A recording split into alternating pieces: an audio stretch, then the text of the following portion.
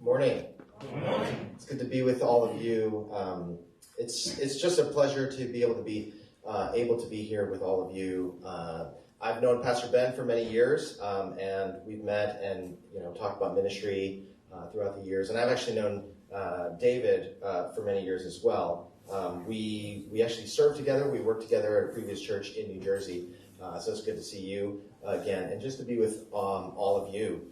Over these next couple weeks, I'm actually going to be here preaching through a series, so hopefully this will be an enjoyable, few weeks to be able to be together. But before we begin, I just have a question. How many of you are like watching a show? Like you have a show that you're like watching, streaming, Netflix, Hulu, something like that. Like anybody watching shows? Yeah, what are you watching? Well, I just finished with Madoff. Madoff, okay, yeah, that's on Netflix. Yeah, how about you? I saw her hand raised. It's an anime that I'm into. Okay. Lulock.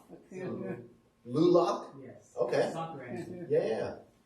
Anyone else? Watching anything interesting? What's that? No TV. No TV. I watched it. Oh, there you go. There you go. You're the productive one in the room.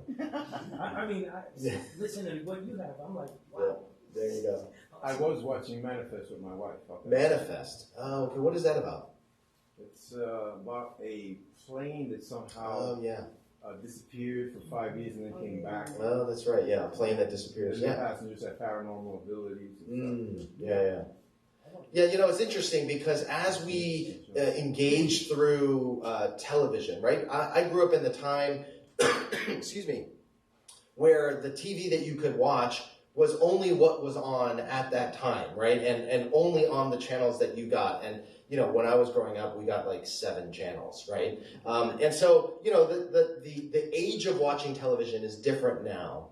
And one of the things I think that streaming has done is actually created this new genre of this limited series types of shows. They're not every week type of shows, and they're not the 2-hour movies, but it's really sort of like a 6-hour episode, 6-hour movie that's broken up into 6 different episodes. And this sort of limited series, I feel like, is the new sort of burgeoning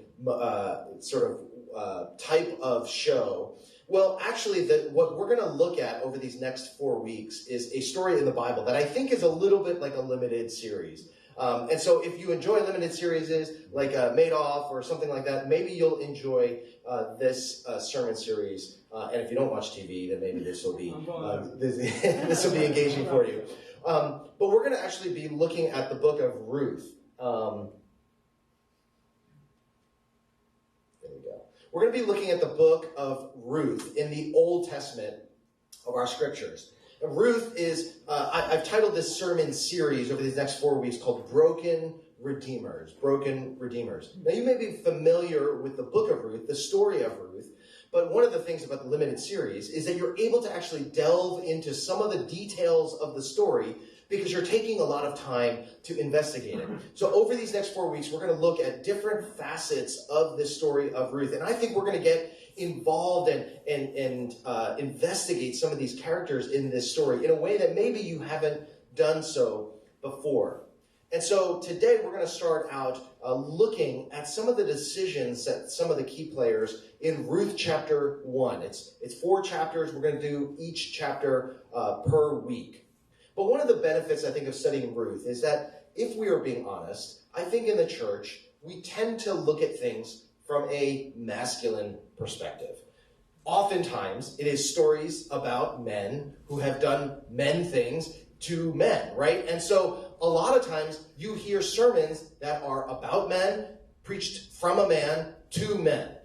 Ruth is an opportunity for us to be able to learn from a female protagonist. For us to be able to all sit under the scripture and to be able to say, I need to learn something from Ruth. And, one of the things that kind of annoys me is that, like, Ruth gets preached at, like, the women's retreat, because it's like, but it's not just for women. Like, us men, those of us who are men in the room, need to learn from someone like Ruth. It's not just for the women's retreat. And so for these next 4 weeks, hopefully we will all be able to sit under this female protagonist and learn about what faithfulness looks like and learn from someone like Ruth. So Today, we're going to start at the first chapter of Ruth. I'm still confused which button to press. Okay.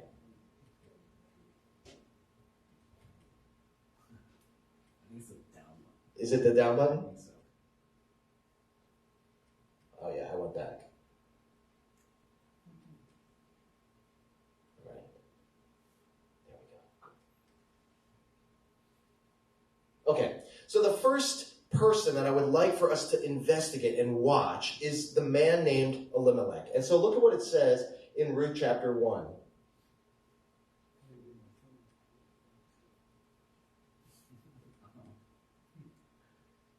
It's down, right? It is down. It's definitely down. Okay. This is what it says in Ruth chapter 1. It says, in the days when the judges ruled, there was a famine in the land, and a man of Bethlehem in Judah went to sojourn in the country of Moab, he and his wife and his 2 sons. The name of the man was Elimelech, and the name of his wife, Naomi. And the names of his 2 sons were Mahlon and Chilion. They were Ephrathites from Bethlehem and Judah. They went into the country of Moab and remained there. But Elimelech, the husband of Naomi, died, and she was left with her 2 sons. These took Moabite wives. The name of one was Orpah, and the name of the other Ruth. They lived there about 10 years, and both Mahlon and Chilion died, so the woman was left without her 2 sons and her husband. Now, you've probably read this passage. Maybe you've heard this passage be read before, but this is basically just setting, right? This is like in the limited Netflix series, right? Like this is probably takes place in the first 30 seconds. This is all just catching us up to what year is it? Who are we talking about? And where are they living, right? But actually, I think there's a lot for us to investigate here. First of all, you see this phrase that says, in the days when the judges ruled. Now, we have to understand that in the biblical context, we're talking about the time of Judges. And this is probably around 1200 to 1000 BC, somewhere around that time. And the times of the Judges was marked by this one phrase you might be familiar with if you looked at Judges. It says, in those days there was no king in Israel. Everyone did what was right in his own eyes. Everyone did what was right in his own eyes. Because there was no king, and so the time of Judges was the time where the people were sort of just doing whatever they thought without any repercussions. It sounds a little bit like America nowadays. But the Judges were a time where everybody just did whatever they wanted. So this was not a very good time to be living in Bethlehem. But it gets worse because it says they went through a famine. There was a famine in the land.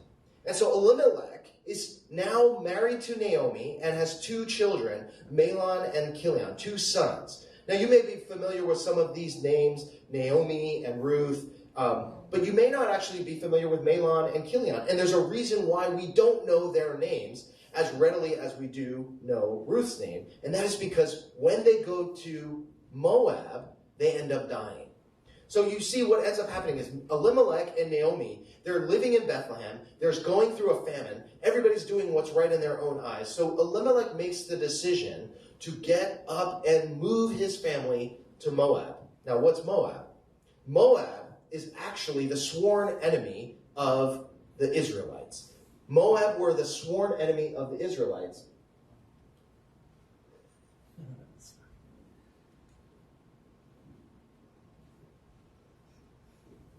Okay. Hold on there.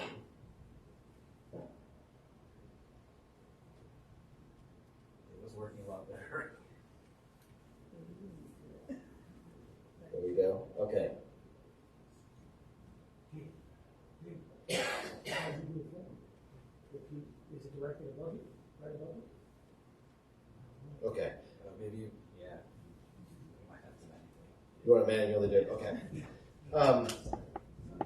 So if you look at the next, there you go. In Judges 3, this is what it says. And the people of Israel again did what was evil in the sight of the Lord, and the Lord strengthened Eglon, the king of Moab, against Israel because they had done what was evil in the sight of the Lord. He gathered to himself the Ammonites and the Amalekites and defeated Israel. They took possession of the city of palms, and the people of Israel served Eglon, the king of Moab, 18 years. So again, this is in Judges. This is during the time of Judges. God has set up Moab as the ones who were to bring affliction upon the Israelites. So when Elimelech decides to get up and move his family to Moab, it's not like he's just like, oh, we're moving to Brooklyn. Like he's like moving to the enemy. He's moving to those that were oppressive to the Israelites. You can click. And so understanding that right now, the Elimelech is moving his family over to the enemy. Okay? And so when Elimelech moves his family, he's actually making the decision to move because of the famine. He recognizes, I don't have food here to be able to feed my family, but in Moab, there's food. And the Moabites were actually the sworn enemy. So it looks here in Deuteronomy 23. It says, no Ammonite or Moabite may enter the assembly of the Lord, even to the 10th generation. None of them may enter the assembly of the Lord forever. So there was a command. There was a policy in Deuteronomy that was set about Moabites being entered into the temple of God, and no Moabite for the 10th generation could enter into the temple. That's how hated the Moabites were. And yet this is the land that Elimelech moves his family until. You click. And so understanding that when Elimelech moves his family to Moab, he's moving to the enemy. He's moving to the land of the enemy. But in verse 3, it says Elimelech, the husband, so they move their family, Elimelech, Naomi, and their two sons, Mahlon and Chilion. They move their family to Moab. And in verse 3, it says, Elimelech, the husband of Naomi, died, and she was left with her two sons. Now, this is a tragedy, because Naomi, as a woman in biblical times, was left vulnerable because she lost her husband. You have to understand that in those times, a husband was the one, the male patriarch of the family, was the one who provided provision and protection. They were the one who went out and provided the food, and they were also the ones who protected them from violence and from threat. And so you have to understand, now I'm not necessarily saying that this is like a chauvinistic, sort of thing. I'm not condoning all of these principles, but for us to understand the historical context, in the biblical times, if your husband died, you were left without provision and without protection. And so during that time, the most beneficial thing for Naomi, without having a husband, was that she actually had two sons. Because then the patriarch of the family became the oldest son. And so Naomi lost her husband in Moab, but at least she had her sons. So she was still able to be provided for and protected because of her sons. But in verse 4, it says that these sons took Moabite wives. The names of one was Orpah, the other of the name was Ruth, and they lived there about 10 years. So you have to understand that Mahlon and Chilion, living in Moab, took Moabite wives. During these 10 years, they took Moabite wives. And, that's not a surprise because they were living in Moab. They weren't going to be able to find Jewish wives in Moab. So they married Moabite wives. But then in verse 5, it says, Mahlon and Chilion died. So the woman was left without her two sons and her husband.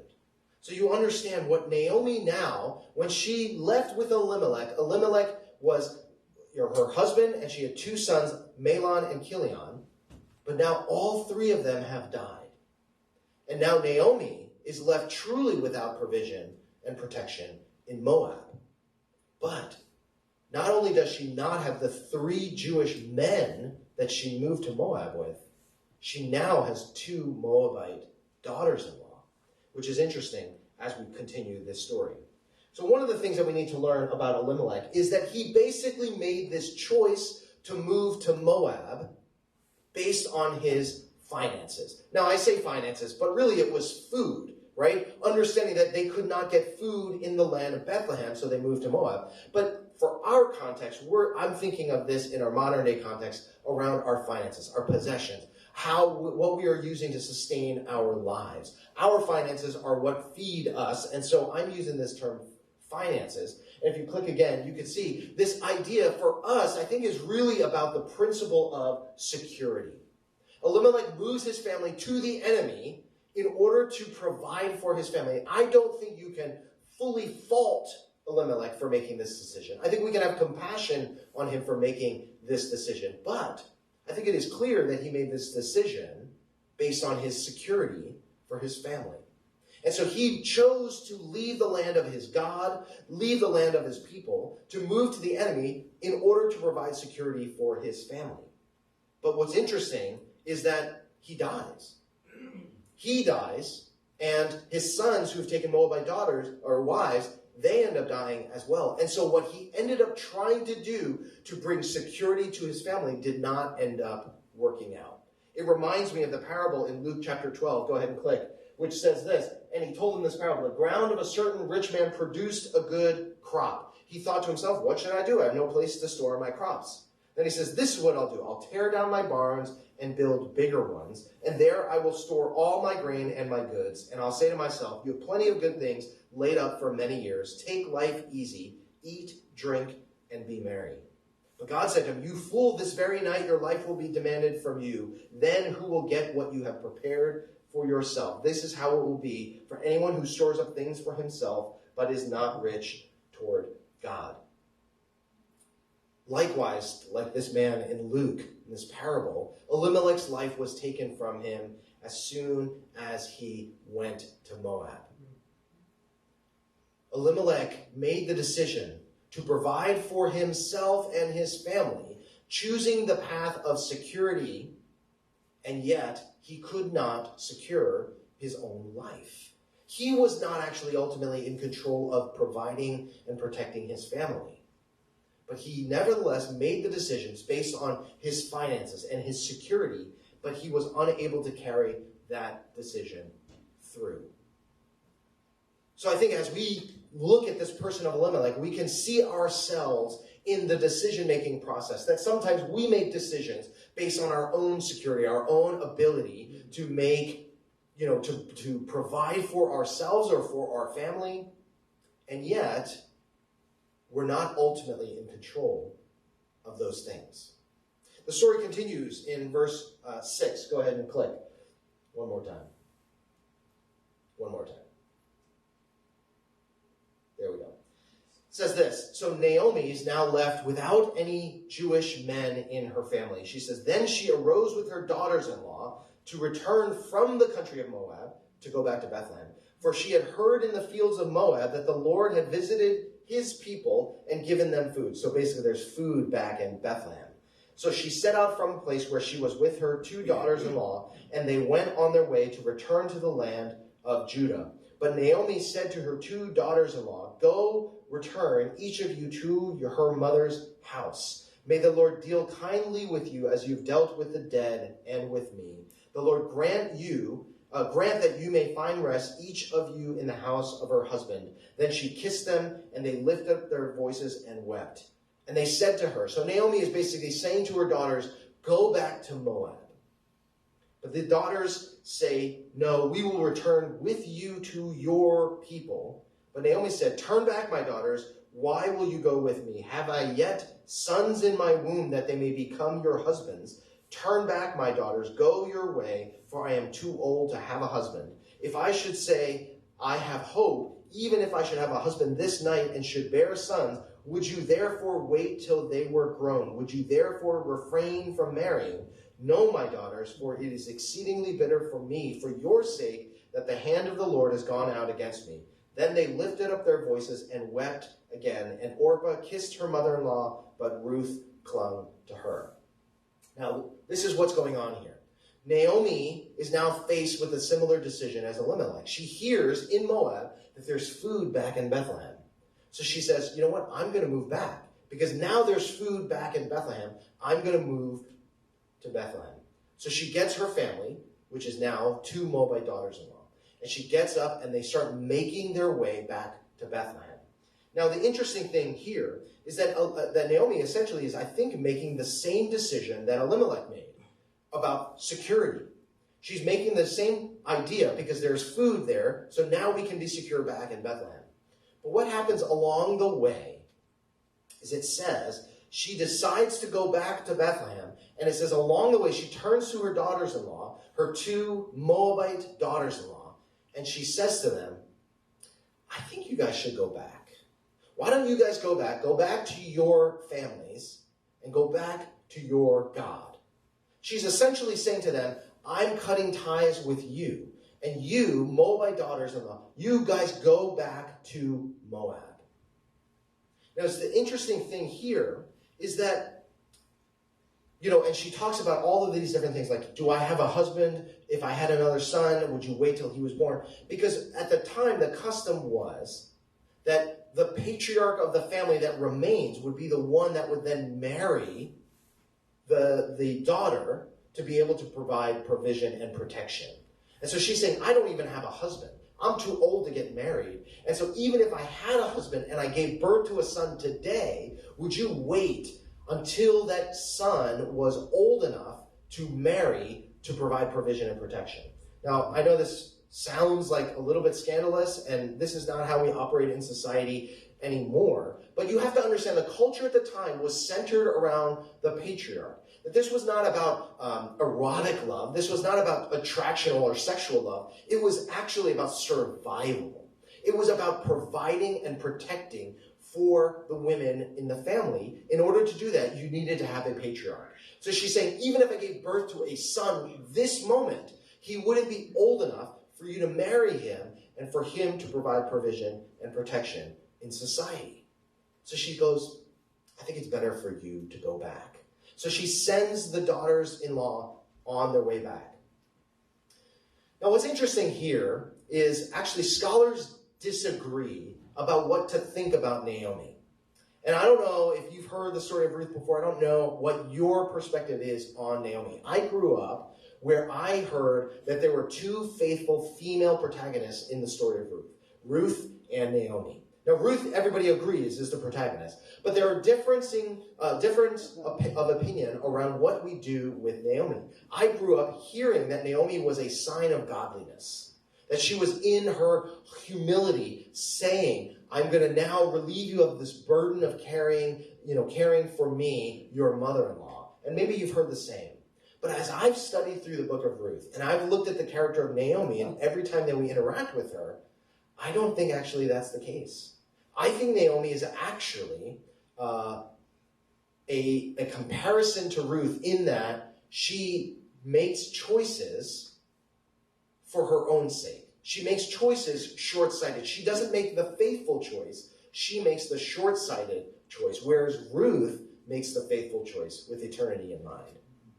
So what's interesting here is it says along the way back to Bethlehem, she turns to her Moabite daughters-in-law and says, why don't you go back? She doesn't say, I hear that there's food back in Bethlehem, so I'm going to get up and go. You guys stay here. I'm going to go. No, she says, we're going to go back to Bethlehem. So they all get up, they all pack up, and they start moving. And it says along the way. So what I think happened is that along this trek from Moab to Bethlehem, Naomi starts thinking as she gets closer and closer to Bethlehem with each step, she's thinking, it's been 10 years since I left. And when I left, there was Elimelech, and there was Mahlon, and Chilion. I was a blessed Jewish woman because I had 3 men to care for me. And even though we were making the decision to leave to go to the enemy, I was a blessed woman because I had 3 Jewish men to protect me and provide for me. But now, she has 2 Moabite daughters-in-law and no Jewish men to speak of. And I think as she was getting closer to Bethlehem, she was thinking, oh, this is not going to go well. This is not going to look good for me. I left blessed, I'm returning cursed. The 3 blessing of Jewish men that to provide for me and protect me are now gone. And so I'm not only returning having no Jewish men, but in proof that 1, we moved to Moab, and 2, my sons assimilated into the Moabite culture, the enemy, because they married Moabite women. So not only am I returning without Jewish men, I'm returning with 2 Moabite women. And I think as she got closer to Bethlehem, she thought, oh, you know what? Why don't you guys go back home? Why don't you guys go back to your families? Let me go on by myself. I think that that's the choice that Naomi made. And so if we click through, you see here, whereas Elimelech made the decision for finances and security, I think Naomi made the decision, keep going, for favor. Or in other words, you can click, and it's this idea of popularity, right? How she looked in society. I think she was making a decision saying, this is not going to look good. And so why don't you go on your way? So I don't think it was a godly decision to say, oh, no, I'm going to relieve you of the burden of caring for me. No, I think she was trying to relieve herself of the burden of having to explain over and over and over again. Oh, Naomi, you're back. Oh, where'd you go? Oh, you went to oh. They married Moabites. They were in Moab, right? That's what I think had happened with Naomi. So the interesting thing is, I think Naomi's decision about how to choose to live in that society is something that we also face as well. It's not just we make decisions about our own security or about our own finances, but I think we also make decisions around how we are viewed in society, how we are viewed by other people. And I think if we think about choices that we make, driving forces and motivations in society, I think we could probably boil them down to many of the decisions of these 2 things. We either seek security or popularity. We either seek finances or favor. So we continue this story. We're going to look at the story of Ruth. Go ahead and click. Click one more time. Click one more time. There we go. Okay, so we pick up the story in verse 15, which says this. It says, and she said, see, the Naomi says now to Ruth, because it says Ruth clung to her. Orpah went back, and Ruth clung to her, and says this, see, your sister-in-law has gone back. Orpah has gone back to her people and to her gods. Return after your sister. Go with Orpah, Naomi says to Ruth. But Ruth said, do not urge me to leave you or to return from following you, for where you go, I will go, and where you lodge, I will lodge. Your people shall be my people, and your God, my God. Where you die, I will die, and there I will be buried. May the Lord do so to me, and more also, if anything but death parts me from you. And when Naomi saw that she was determined to go with her, she said no more. Now, what I think is so fascinating, let's continue with the story in verse 19. It says this, so the 2 of them went on until they came to Bethlehem, and when they came to Bethlehem, the whole town was stirred because of Naomi's back. And the women said, is this Naomi?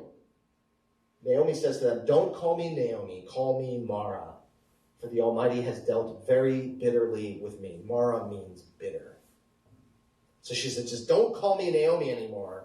Call me Mara, call me bitter, because the Lord has dealt bitterly with me. I went away full, and the Lord has brought me back empty. Why call me Naomi when the Lord has testified against me and the Almighty has brought calamity upon me? So Naomi returned, and Ruth, the Moabite, her daughter-in-law, with her, who returned from the country of Moab, and they came to Bethlehem at the beginning of the barley harvest. Now, it's so interesting here, as we look at this story, in that when Ruth and Naomi return, Orpah has gone. Orpah has turned away. And so go ahead and click through.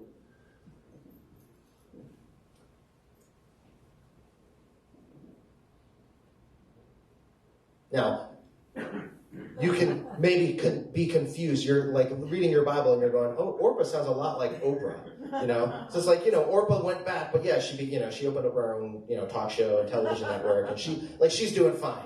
But it's actually interesting, for fun fact, Oprah Winfrey, her name on her birth certificate is Orpah.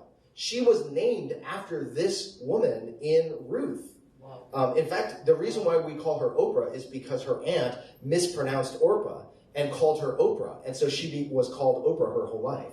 And I think it's fascinating that the reason why we revere Oprah, the reason why we know who Oprah is really because of those two decisions that Elimelech and Naomi made, which is about her finances and about her popularity, right? We know who Oprah is, and we revere her because of how rich she is, how successful she has been, and because of how revered she is in society. But that's enough about Oprah. Go ahead and click. So understand this. Now, Ruth and Naomi says, go back and be like Orpah. And Ruth says, no. Where you go, I will go. Where you live, I will live. Your people will be my people. Your God will be my God. If where you die, I will die. So everyone go ahead, if you're married, go ahead and pick up your phone, call your mother-in-law right now, and make that commitment to her. Where you go, I will go. I mean, the commitment that we make is sort of where you go, I will be like far enough away that you can't just like come in without like calling first. Right? I mean, that's sort of the commitment that we make. Right? Right? But imagine Ruth making this decision to say, where you go, I will go. Where you reside, I will reside. Where you die, I will die. That's the commitment that Ruth makes to Naomi. The beautiful thing, I think, about this commitment that she makes is that she makes this decision, really, go ahead and click, with this idea of faith in mind. Here is this Moabite woman who is making the faithful choice in Ruth. Not Elimelech, the Jewish patriarch, not Naomi, the Jewish matriarch, but it's Ruth, the Moabite daughter-in-law, the one who doesn't necessarily know who God is, because she lived in Moab her whole life, but she's the one who makes the faithful choice. And it's interesting because when she talks about the Jewish God, she uses the Jewish name of God. So she knows who this Jewish God is, but she makes the choice for faith. She's the one who makes the faithful choice. She's making the choice understanding the eternity perspective in mind.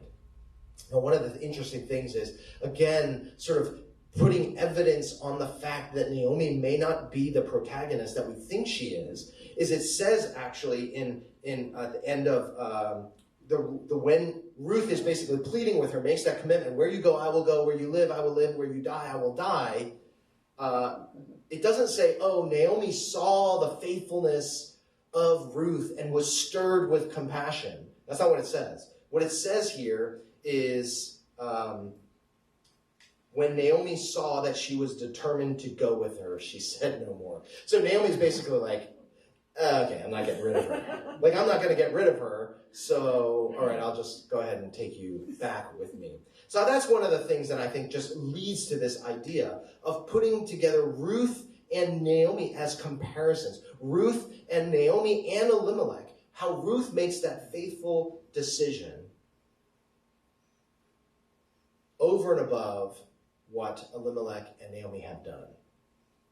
So the question for us is, who are we going to be in this story?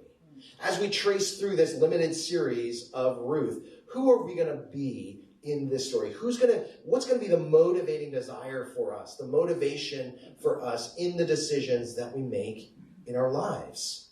We're going to make that decision for finances or for popularity?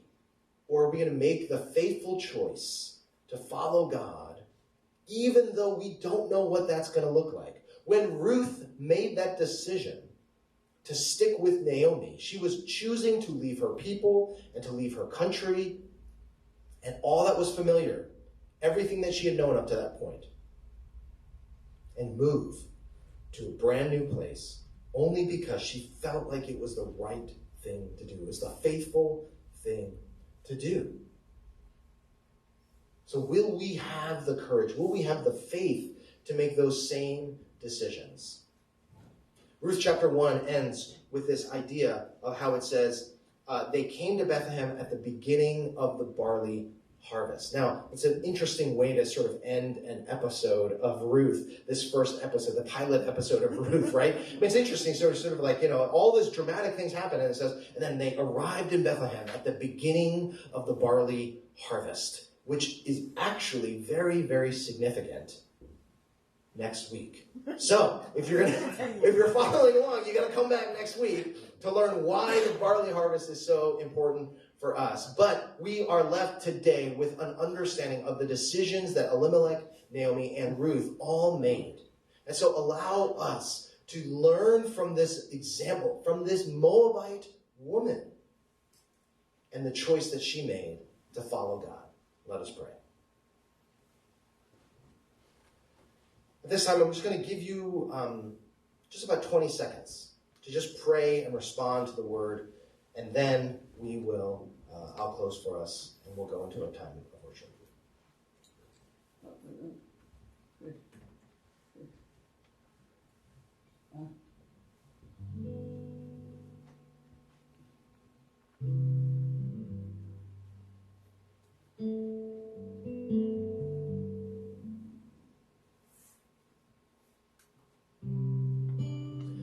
Lord, we are grateful for this time that we can sit at your word, where we can get introduced to these characters that we're going to look at over these next couple weeks.